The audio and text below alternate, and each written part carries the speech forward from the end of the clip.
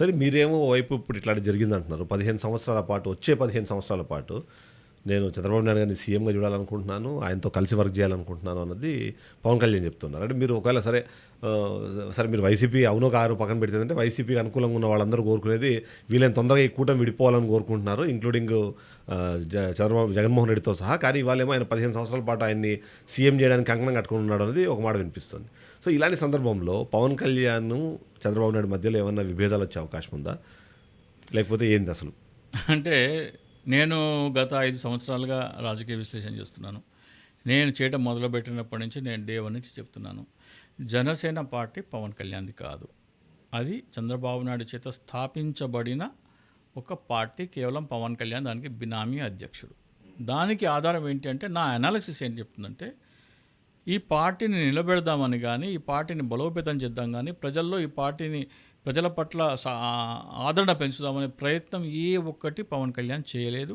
ఎవరైనా సరే ఈ కార్యక్రమం చేద్దాము, దీనివల్ల పార్టీలో మన పార్టీ గౌరవం పెరుగుతుంది, మన పార్టీ బలపడుతుంది అని ఎటువంటి కార్యక్రమం చెప్పినా కానీ దాన్ని నిర్ద్వందంగా తోసిపుచ్చాడు. అలాగే చంద్రబాబు నాయుడు చెప్పిన దానికి తలూపటం తప్ప ఏది చేయలేదు. సో నా వాదనకి ఈ వాదన మీరు యాడ్ చేస్తే ఇంకొక 15 సంవత్సరాలైనా సరే నేను చంద్రబాబు నాయుడు నాయకత్వంలోనే పనిచేద్దాం అనుకుంటున్నాను అన్నారు. చంద్రబాబు నాయుడు గారికి ఈ ఏప్రిల్ ఇంకొక నెల రోజులైతే 75 సంవత్సరాలు పూర్తయిపోతాయి. ఇంకొక 15 సంవత్సరాలు అంటే చంద్రబాబు నాయుడుకి 90 సంవత్సరాల వయసు. చంద్రబాబు నాయుడు గారు 90 సంవత్సరాల వయసు వరకు అంటే ఆయన ముఖ్యమంత్రిగా ఉంటారంటే సాధ్యమయ్యే పని కాదు. ఆయన నాయకత్వంలోనే పనిచేద్దాం అనుకుంటే ఎవరి నాయకత్వం అంటుండే ఆయన? నెక్స్ట్ లోకేష్ ఉంటాడు. లోకేష్ ఉంటే మరి ఎమ్మెల్యేలు ఎంతమంది ఉన్నారు మీ దగ్గర? ఒకవేళ మీరు చంద్రబాబు నాయుడు తర్వాత నేను ముఖ్యమంత్రి అవ్వాలని మీరు క్లెయిమ్ చేయాలనుకుంటే, సపోజ్ ఒక ఈ 75 సంవత్సరాలు నాకు అయిపోయినాయి, నేను ఎంజాయ్ చేసినాను, అయిపోయింది, ఇంకా నేను నా ఫ్యామిలీతో నా మనవడితో నేను కాలం గడుద్దాం అనుకుంటున్నాను, రాజకీయాల నుంచి నిష్క్రమిస్తున్నాను అని ఏప్రిల్ 20 తారీఖు నాడు సపోజ్ అనౌన్స్మెంట్ చేశారు అనుకుందాం. ఎవరు అవుతారు నెక్స్ట్ ముఖ్యమంత్రి? లోకేష్ అవ్వాలి. లేదు మా జన సైనికులు, లేదు మా పవన్ కళ్యాణ్ అవ్వాలి అని అనకుండా ఇదొక ముందు కాళ్ళకు బంధం ఇస్తున్నాను ఎందుకు అనుకోకూడదు? ఎందుకు అనుకోకూడదు? మొత్తం వీళ్ళని ప్రిపేర్ చేస్తాం. మళ్ళీ ఈ మధ్యకాలంలో ప్రిపేర్ చేస్తున్నాడు జన సైనికులు. చేరికలన్నీ జనసేనలో జరుగుతున్నాయి ఈ మధ్యకాలంలో. మీరు అబ్జర్వ్ చేస్తే శ్రీనివాస్ రెడ్డి కానివ్వండి, సామినేని ఉదయభాన్ కానివ్వండి, ఇలాంటి క్యారెక్టర్స్ అంటే ఇలాంటి నాయకులు అందరూ వచ్చి వాళ్ళ టీడీపీకి వెళ్ళట్లేదు, వాళ్ళందరూ జనసేనకు వస్తున్నారు. సో అక్కడ బలోపేతం చేసే ప్రయత్నం కాదంటారు దాన్ని? మీరు బలోపేతం చేసినా కానీ ఎన్నికలు అయ్యేటప్పటికల్లా ప్రజలు అల్టిమేట్గా ఎవరు కోటేస్తారనేది అది మెయిన్. సో మీరు బలోపేతం చేయాలంటే ఇప్పుడు సామినేని ఉదయభాను ఉన్నారు, అక్కడ ఎమ్మెల్యేని కాదని సామినేని ఉదయభానుకి ఇస్తారా? బాలినేని శ్రీనివాసరెడ్డి గెలిచిన చోట ఆ ఎమ్మెల్యేని కాదని ఈయనకి ఇస్తారా? ఎట్లా ఇస్తారు? ఎట్లా ఒప్పుకుంటారు? సో విడిపోతే అప్పుడు వీళ్ళకి 170 మంది కావాలి. విడిపోతే అసలు వచ్చే సమస్య లేదు. విడిపోతే 2000 ఈవీఎం ట్యాంపరింగ్ అనేది పక్కన పెట్టేసినా కానీ 2024లోనే గెలవదు. విడిపోతే ఈ రోజున కలిసి ఉన్నా గెలవదు. ఈ రోజున వీళ్ళు 9 నెలల పరిపాలన చూసిన తర్వాత కలిసి ఉన్నా కానీ బ్యాలెట్ పేపర్ ఎన్నిక పెడితే ఈ రోజున 164 సీట్లు రివర్స్ అయిపోతుంది టోటల్గా. ఓకే, సమస్య లేదు. సో మీరు విడిపోతే గెలిచే సమస్య లేదు, ruled out even in 2024. So అంటే మీరు అంటున్న దాని ప్రకారము జగన్మోహన్ రెడ్డి మీద ఉన్న ఏదైతే అసంతృప్తి ఉందో ఆ అసంతృప్తిని దాటి ఇంకా మించి అసంతృప్తి టీడీపీ గవర్నమెంట్ మీద గత 10 నెలల్లో 24లోనే వచ్చేసింది. నేను 24లోనే ఉందంటాడు, ఎందుకంటే నేనైతే పక్కాగా ఈవీఎం ట్యాంపరింగ్ వల్లనే జరిగిందంట నేనైతే. సో అది పక్కన పెట్టేసినా కానీ ఈ రోజున మీరు టీడీపీ ఓటర్ల దగ్గరికి వెళ్ళి మైక్ పెట్టినా కానీ వాళ్ళు యాక్సెప్ట్ చేయడానికి సిద్ధంగా లేరు. మీరు బోల్డ్ అండ్ పబ్లిక్ డిబేట్స్ విచ్చలవిడిగా కనబడుతున్నాయి. ఒక ఉదాహరణకి మీకు ఒక ఇది చెప్తాను. ఒక జనసేన పార్టీ అధికార ప్రతినిధి మొన్న ఆవిర్భావ సభ జరిగింది కదా, ఆవిర్భావ సభ జరిగినప్పుడు దాంట్లో ఆయన స్పీచ్, ఆవిర్భావ సభ ఎవరిది? జనసేన పార్టీది. సో వాళ్ళ జనసైనికులకి హైలైట్ ఏమవుతుంది? మొత్తం స్పీచ్ దీంట్లో పవన్ కళ్యాణ్ స్పీచ్ హైలైట్ అవ్వాలి. కానీ ఒక అధికార ప్రతినిధికి సామినేని ఉదయభాను శ్రీనివాసులు రెడ్డి ప్రసంగం ఎక్కువ ఆకట్టుకుందంట. ఏమన్నాడు ఆయన? పవన్ కళ్యాణ్ గారు మీరు కార్యకర్తలను పట్టించుకోండి, కార్యకర్తల కష్టాలను పట్టించుకోండి అన్నారు. ఓకే. సో నాకు మొత్తం ఈ సభ మొత్తంలో ఈ బాలినేని శ్రీనివాసరెడ్డి గారి ప్రసంగం నాకు హైలైట్ అనిపించింది అన్నాడు. అంటే పవన్ కళ్యాణ్ కంటే బాలినేని ప్రసంగం ఆయనకి హైలైట్ అనిపించింది. బాలినేని ఎందుకు అన్నాడు మాట, కార్యకర్తలను పట్టించుకుంటే నిజంగా కార్యకర్తలను పట్టించుకోమన్నా, మమ్మల్ని పట్టించుకోమని అర్థం. ఓకే ఓకే, అదొకటి ఉండొచ్చు. లేదా ఆల్రెడీ ఇప్పటికే పట్టించుకోవట్లేదు ఆయన కార్యకర్తల్ని అని అదొకటి ఉండొచ్చు. సో ఈయన పెట్టిన పోస్ట్ని, ఈ అధికారం పెట్టిన పోస్ట్ని జనసైనికు దాదాపు ఒక 40,000 మంది ఎంతమందో చూసుంటారు. ఓకే, దాన్ని ఒక 300 మందో 400 మందో షేర్ చేసినారు. బీభత్సమైన లైక్లు, కామెంట్లు. అంటే జన సైనికుల మనోభావం అందులో రిఫ్లెక్ట్ అవుతుంది. అంటే మమ్మల్ని పట్టించుకోవట్లేదు అని జనసేన బాలినేని శ్రీనివాసరెడ్డి అభిప్రాయం అదే, ఈ జనసేన అధికార ప్రతినిధి అభిప్రాయం అదే, దాన్ని షేర్ చేసిన 300-400 మంది, 40 దాన్ని చూసిన 40,000 మంది అభిప్రాయం అదే. నేను చెప్పేది ఏంటంటే ఇవన్నీ బట్టి మనం ఏం సమరైజ్ చేయగలమంటే, మీ పార్టీ కార్యకర్తలకే దిక్కు లేదు, ఇంకా ప్రజలకేం చేస్తారు మీరు? మీ పార్టీ అధికార ప్రతినిధికి దిక్కు లేదు, మీ పార్టీ కార్యకర్తలకు దిక్కు లేదు, అందులో చదివిన కామెంట్ చూస్తే వాళ్ళకి దిక్కు లేదు. సో అసంతృప్తి పార్టీలోనే ఆ స్థాయిలో ఉన్నప్పుడు ప్రజల్లో ఏ స్థాయిలో ఉంటుంది? అది ఇప్పుడు చాలామంది స్కోప్ ఏంటంటే డీలిమిటేషన్ అయితే అటు అసెంబ్లీ నియోజకవర్గాలు ఇటు పార్లమెంట్ నియోజకవర్గాలు రెండు పెరుగుతాయి, తద్వారా మాకు అవకాశం దొరుకుతుందని చాలామంది భావిస్తున్నారు. ఇప్పుడు ఈ డీలిమిటేషన్ మీదేమో సౌత్ ఇండియాలో పెద్ద ఒక చర్చ జరుగుతుంది. దానికి సంబంధించిన ఇవాళ మనం చూస్తున్నాం, ఆల్రెడీ సౌత్ ఇండియాకి సంబంధించిన నాయకులందరూ కలిసి దాని మీద మాట్లాడే ప్రయత్నం చేస్తాం. అసలు ఏంటి డీలిమిటేషన్ వల్ల నిజంగా లాభమా నష్టమా? సౌత్ ఇండియాకి పెద్ద నష్టం జరగబోతుంది అని ఇప్పుడే స్టాలిన్ మాట్లాడుతున్నారు, మిగిలిన నాయకులు కూడా మాట్లాడే ప్రయత్నం చేస్తున్నారు. దాని మీద విశ్లేషణ చాలా చాలా ఇంపార్టెంట్ ఇష్యూ అది. ఈ రోజున మన భారతదేశంలో పార్లమెంట్ స్థానాలు ఉన్నాయి 543, 543, 543. దక్షిణ భారతదేశంలో ఉన్నాయి 5 రాష్ట్రాల్లో కలిపి 129 రాష్ట్రాల్లో ఉన్నాయి.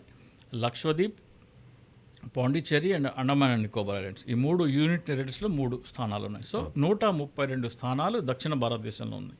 అంటే మనం ఆ 21% ఉన్నాము ఈ రోజున. దక్షిణ భారతదేశం వర్సెస్ ఉత్తర భారతదేశము 21% ఉన్నాం.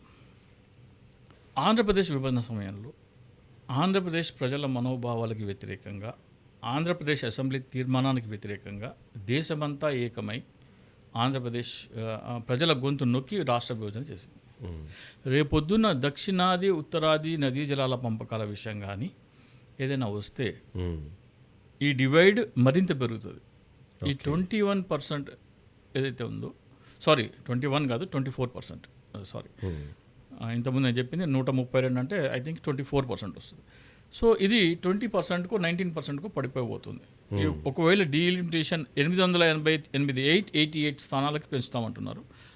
అది కనుక మీరు చేస్తే అది ఇంకా 20%కు 19%కు పడిపోతుంది. సో అప్పుడు ఇంకా మన వాయిస్ తగ్గిపోతుంది.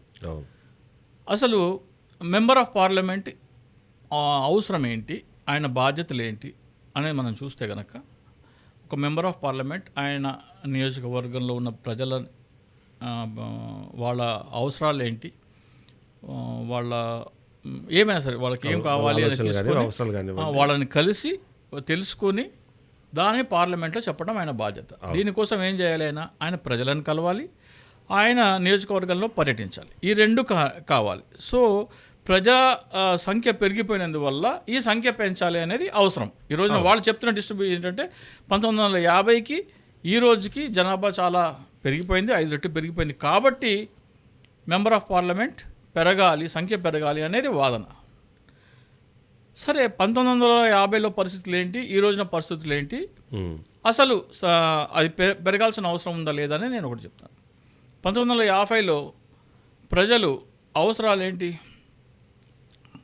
ఎంప్లాయ్మెంట్, మీకు విద్య, వైద్యం, ఇన్ఫ్రాస్ట్రక్చర్, ఇవన్నీ మీకు కీలక సమస్యలు.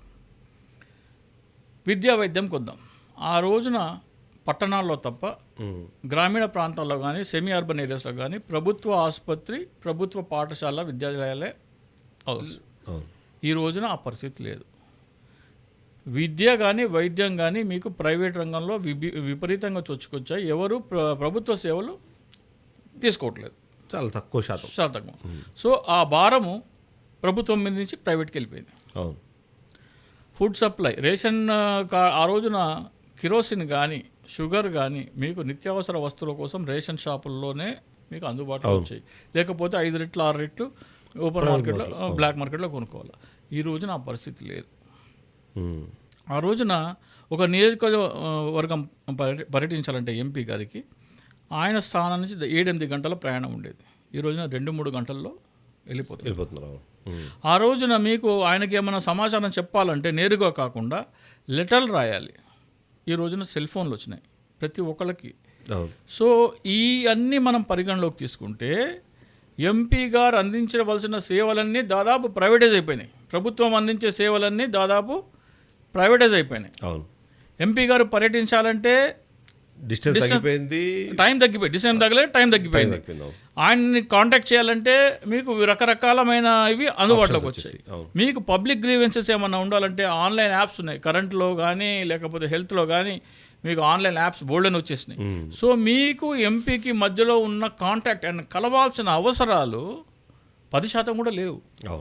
సో జనాభా పెరగటం వలన దీన్ని మీరు శాసనసభ్యులు కానీ పార్లమెంటరీస్ కానీ సంఖ్య పెంచాలి అనేది అవసరమే లేదంటున్నాను నేను అసలు. వాళ్ళ మీద అంటే వాళ్ళ జీతభత్యాలు వాళ్ళ ఇవి ఆ భారాన్ని ఎందుకు ప్రజలు మోయాలి? సో ప్రజలకు నేను విజ్ఞప్తి చేస్తున్నాను, మేము డీలిమిటేషన్కి వ్యతిరేకము.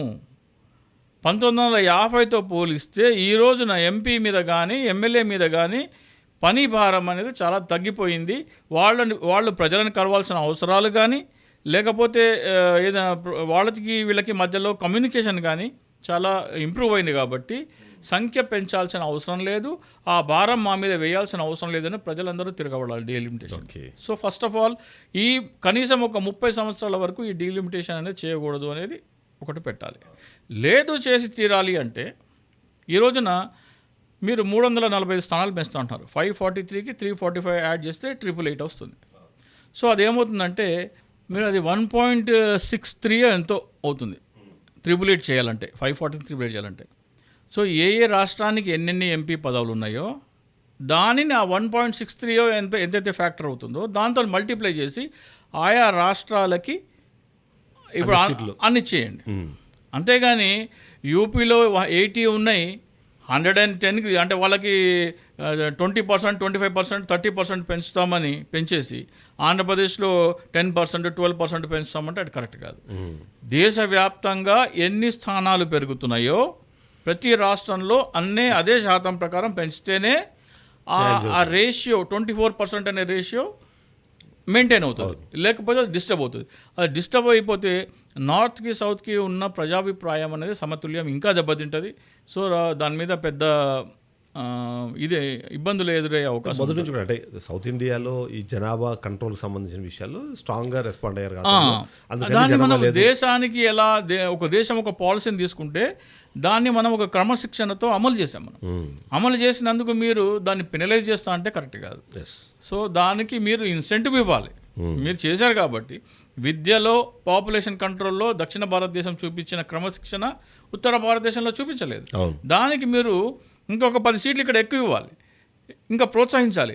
అది పోయి మీరు ఇంకా ఉత్తరాదిన మీరు ఇంకా వాళ్ళకి ఇచ్చి ఇక్కడ సీట్లు తగ్గిస్తామంటే కరెక్ట్ కాదు. కాబట్టి దక్షిణాది రాష్ట్రాల ప్రజలకి ముఖ్యంగా నేను జగన్మోహన్ రెడ్డి గారికి, కేసీఆర్ గారికి, రేవంత్ రెడ్డి గారికి, చంద్రబాబు నాయుడు గారికి, పవన్ కళ్యాణ్కి, అలాగే స్టాలిన్ గారికి, పినరయి విజయన్, కాంగ్రెస్ పార్టీ రాహుల్ గాంధీ గారికి కూడా ఈ అంశాన్ని ఈ రోజున మనం 1950తో పోల్చుకుంటే ఈ రోజున ఎంపీల మీద పని భారం అంతగా పెరగలేదు. కాబట్టి ఫస్ట్ ఆఫ్ ఆల్ డీలిమిటేషన్ అనేది 30 సంవత్సరాలు ఆపేసేయండి, అవసరం లేదు. రెండోది చేస్తే అది అవసరమైతే దేశవ్యాప్తంగా ఎంత పర్సంటేజ్ పెరుగుతుందో దాన్ని అదే ఫ్యాక్టర్ని రాష్ట్రంలో కూడా సేమ్ అదే రేషియోలో పెంచితేనే ఈక్విలిబ్రియం దెబ్బతినకుండా సమతుల్యం పాటించిన వాళ్ళు అవుతారు. సో అది ఈ రెండు పరిగణలోకి తీసుకుని మాత్రమే డీలిమిటేషన్ దిశగా అడుగులు వేయాలని చెప్తున్నాను. Thank you so much.